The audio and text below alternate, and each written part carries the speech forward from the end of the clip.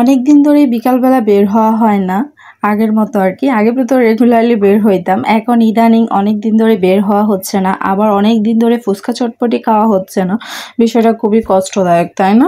তো অনেক দিন ধরেই সত্যি সত্যি ফুচকা চটপটি খাইতে পারতেছি না, মানে খুব মন চাইতেছিল। আবার অনেক ধরনের ভিডিও দেখি, সামনে আসে, দেখে আবার লোভও লাগে যে অনেক দিন ধরে খাইতে পারতেছি না, কোনো একদিন বিকালে বের হব, খাবো আর কি ফুচকা চটপটি। তো যাই হোক, ফাইনালি বের হয়ে গেলাম ফুচকা চটপটি খাওয়ার জন্য। রেডি হয়ে গেলাম আর কি। রেডি হয়ে আমরা বের হয়ে যাই বাসা থেকে। আবার অনেক দিন ধরে ঝুমঝুমিকে নিয়েও বের হয় না, তো বাসার কাছে পিছে যাবো এরকম একটা চিন্তা ভাবনা ছিল। তো যাই হোক, চলে গিয়েছিলাম লোহার ব্রিজ, লাল ব্রিজ, যেটাকে আপনাদেরকে একটু আগে দেখাইছিলাম। ওই ব্রিজটাকে কেন্দ্র করে এই জায়গাটার নাম হচ্ছে লোহার ব্রিজ আর লাল ব্রিজ, যে অনেকে অনেক নামে চিনে আর কি। তো যাই হোক, এখানে আগে একবার গিয়েছিলাম একটা ঈদের সময় আর কি। তো এইবার আবারও গেলাম এই জায়গাটায়, যেহেতু মনে হয়েছে যে এই জায়গায় একটু মানুষ কম আছে, নিরিবিলি পরিবেশ, মানে একটু শান্তশিষ্টভাবে বসা যাবে আর কি, ভালো লাগবে।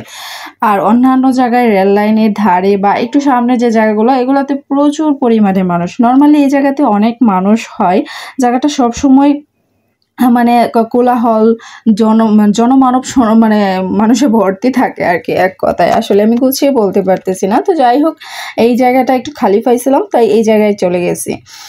তো এই জায়গার ভিতরটাও সুন্দর, পরিবেশটা দেখতেছেন, এটা একটু উপরে করছে। আর আমরা যেহেতু বিকাল দিক দিয়ে গিয়েছিলাম, তাই সন্ধ্যা সন্ধ্যা ভাব দেখেই নিশ্চয়ই বুঝতে পারতেছেন, প্রায় বিকাল দিক দিয়ে সন্ধ্যার আগে আগে গিয়েছিলাম আর কি। তো বাহিরের পরিবেশটাও খুব সুন্দর, দিনের বেলা আরো বেশি সুন্দর লাগে, যেহেতু এটা রাত্র হয়ে গেছে, তাই আপনাদেরকে জাস্ট সুন্দর করে বোঝাইতে পারতেছিলাম না আর কি। আর এই দিক দিয়ে আমি আজকে একটু টক খাওয়াবো, কারণ ফুচকা মানেই টক খাওয়া। তো ফুচকা আমার সব সময় ভালো লাগে, চটপটেও ভালো লাগে। তো এই দিন যেহেতু দুপুরে খাওয়া দাওয়ার বেশিক্ষণ আগে হয়েছে না আর কি, মানে একটু আগেই খাওয়া দাওয়া করে তারপরেই বের হয়ে যায় আর কি, তাই পেটে তেমন একটা জায়গা ছিল না, তারপরেও বের হয়েছি খাওয়ার জন্য, অনেকদিন ধরে খাই না সেই জায়গা থেকে আর কি। তো আমি একটু টকটা টেস্ট করতেছিলাম, টকটা মজা হয়েছিল। ফুচকা তো ভালোই হয়েছে মাশাআল্লাহ, দিলে খাইতে খারাপ লাগে নাই।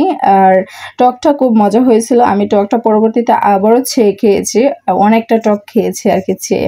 তো যাই হোক, ফুচকা খাওয়ার পর ভেবেছিলাম এক প্লেট চটপটি খাবো, কিন্তু তখন আর পেটে জায়গা ছিল না। আর এই দিক দিয়ে বাচ্চাদের মানে আমরা লাচ্ছিও খেয়েছি, যেটা আপনাদের সাথে জাস্ট শেয়ার করতে ভুলে গেছি।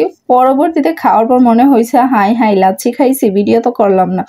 তারপর আমি খালি গ্লাসগুলাই জাস্ট আপনাদেরকে দেখিয়ে দিলাম আর কি। ওই যে খাইলাম, খালি গ্লাসগুলা টেবিলের সামনে পড়ে আছে, তাই জাস্ট একটু হালকার উপর দেখিয়ে দিলাম।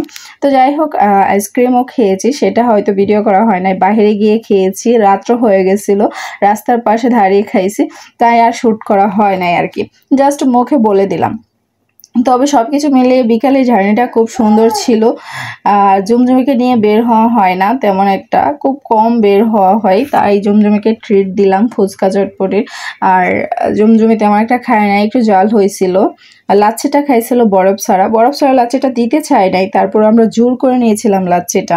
আসলে বরফ ছাড়া লাচ্ছি ভালোও লাগে না নর্মালি। আর বাচ্চাদের বরফ সহ লাচ্ছি খাওয়াইলে আবার ঠান্ডা লাগবে, অনেক দিন পরে ঠান্ডা থেকে মুক্তি পাইছে একটু। তো যাই হোক, সবকিছু মিলিয়ে ভালোই ছিল পরিবেশটা। তারপর আমরা এখান থেকে বিদায় নিয়ে বের হয়ে যাই। আর বাহিরে প্রচুর পরিমাণে মানুষ ছিল, ফটোশুট করতেছিল আর কি, বাচ্চাদের যে যেভাবে পারতেছে সে সেভাবেই ফটোশুট নিচ্ছে আর কি, মানে ভিডিও করতেছে। তো আমরাও সেভাবেই ভিডিও করে ফটোশুট করে তারপর এখান থেকে চলে যাই, বাসায় চলে আসি আর কি।